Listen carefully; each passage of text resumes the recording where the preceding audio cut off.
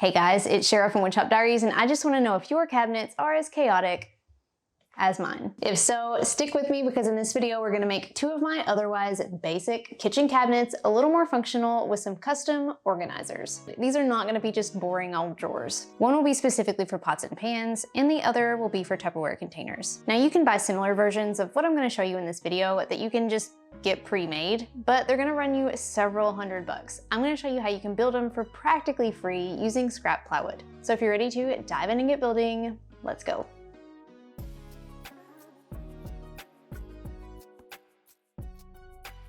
This video was sponsored by Hodo. I've been wanting to remodel our kitchen for a while with new custom cabinets because the current layout is just not what I would have chosen. But a full-blown remodel is on the back burner for now, so I've decided to add some custom touches to our basic stock cabinets in the meantime. The first thing I need to do here is measure my cabinet.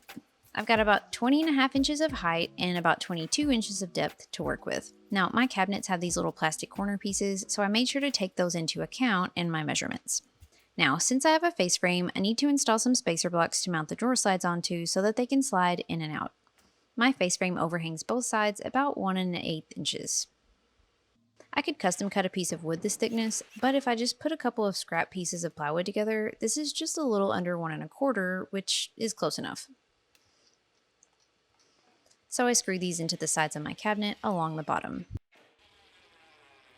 As long as the drawer slides can attach to these and have clearance to open, these spacer blocks can be just about any thickness.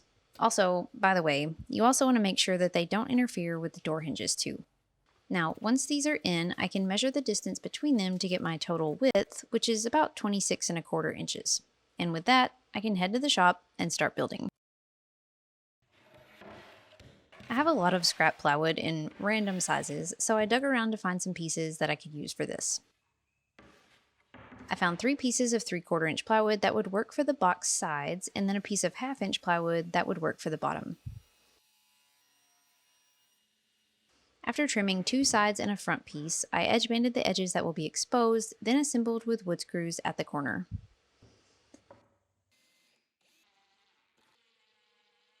By the way, although this is not a regular drawer box, I still sized it as I would a regular drawer box. So I made it 22 inches deep, and then I subtracted 1 inch from my width for the drawer slides to give me 25 1/4 inches wide. Then I trimmed my 1/2 inch plywood bottom to fit inside.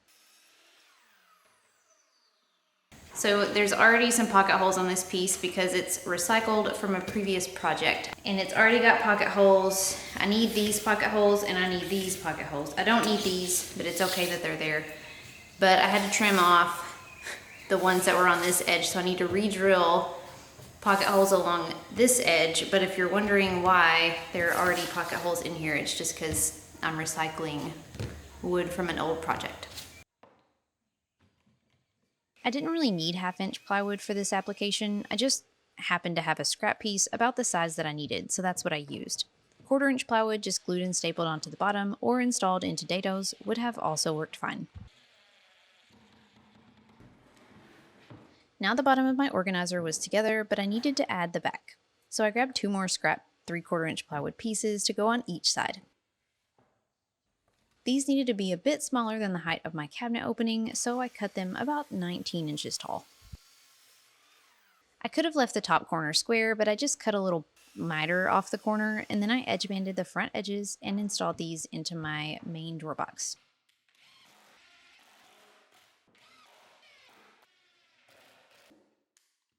I grabbed another piece of 1/2 inch plywood to cut for the back panel and drilled pocket holes just like for the bottom to install it.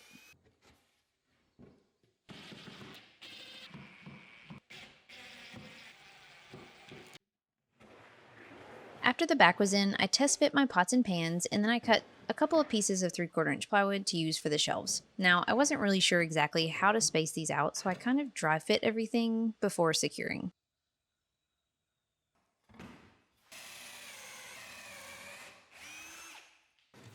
I installed these with pocket holes and screws, and I apologize that it was a bit challenging to get a good camera angle here, but I hope you get the idea. I installed the bottom shelf with a slight tilt backwards, and I just felt like this would kind of help keep the lids from sliding when the drawer was pulled out. Then I installed the top shelf square, and with that, I was ready to bring it inside and see how it worked.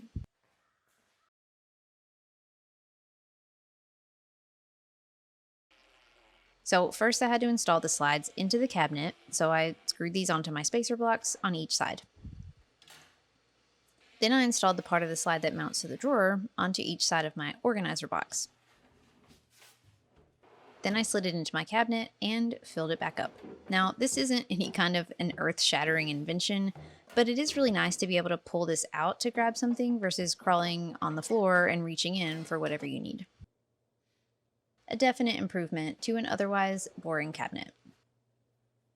I mentioned earlier that we can't take on a full-blown kitchen remodel just yet, but you may remember that I have been remodeling my walk-in pantry. In my last video, I shared how I built a custom hutch shelf for this pantry, but in addition to the hutch, I also added the Hodo Auto Care air duster and vacuum. This compact tool is super handy to have in the pantry and the kitchen, where little messes seem to be a daily occurrence. I'd like to blame most of that on Lucy, but we all leave a bit of a mess around here if we're being honest. The Hodo air duster and vacuum comes with 5 different attachments and a handy storage bag to keep them all together. One end offers powerful suction, while the other end offers a strong airflow, making it a versatile 4-in-1 design that can be used as a vacuum, an air duster, inflator, or a pump. To use, simply add your attachment and power on. You can select from 3 power settings, 1, 2, or boost for max power.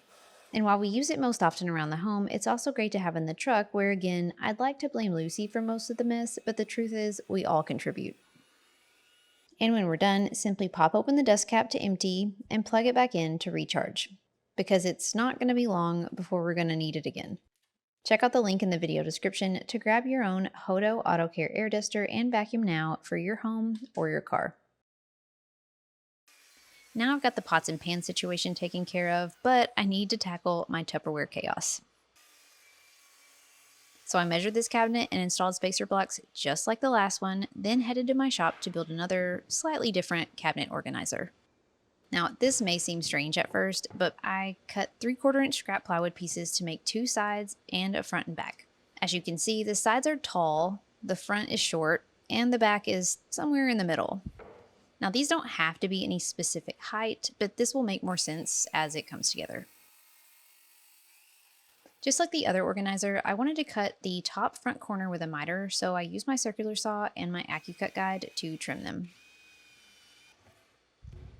Then, just like the previous organizer, I cut a 1/2 inch plywood piece for the bottom and drilled pocket holes around all sides.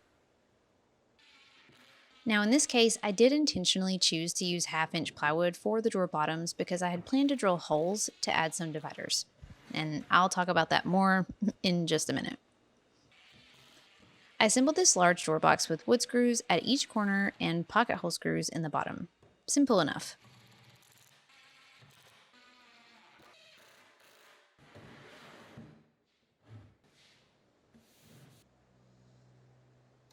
Then I installed a pair of drawer slides onto the inside of my drawer so that they were about 2.5 inches below the top edge. It's important to note here that I installed these so that they're backwards, so the slides actually open toward the back of the drawer.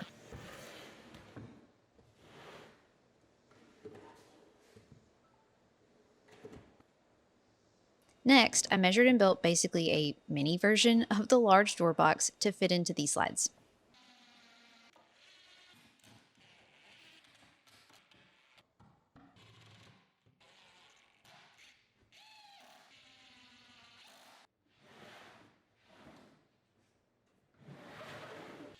After this drawer was assembled, I installed it onto the slides and slid it into the larger drawer box. It's important to make sure that at this point the entire assembly is at least a little shorter than the cabinet opening height so it can go in and out. So I brought my Tupperware out here just to test everything out and see how it fits. So I've got my lids in the top here, and then I have my Tupperware containers in the bottom.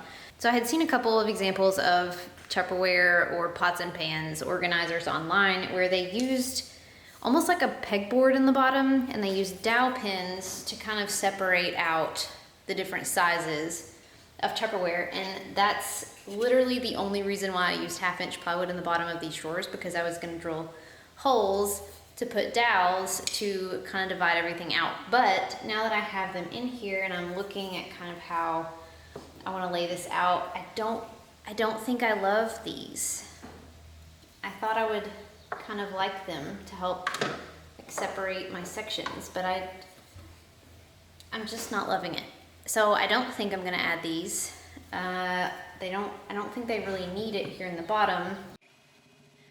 After much thought, I did end up adding a couple of dowels in the top drawer as a divider, but I decided to live with it for a while before adding any more.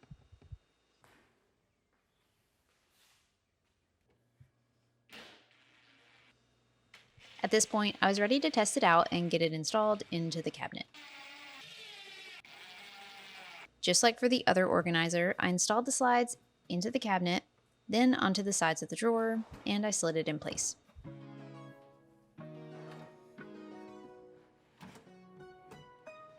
This obviously works for Tupperware storage containers, but it could be useful for so many other things too. If you've got boring stock cabinets like me, I hope you enjoyed this video and I hope it gave you some ideas on how you can upgrade them. These simple organizers are a quick build that you can customize like 100 different ways. If you can't wait to see more fun DIY projects, be sure to subscribe to the channel because I've got several more to share soon. Thanks so much for watching, friends, and until next time, happy building!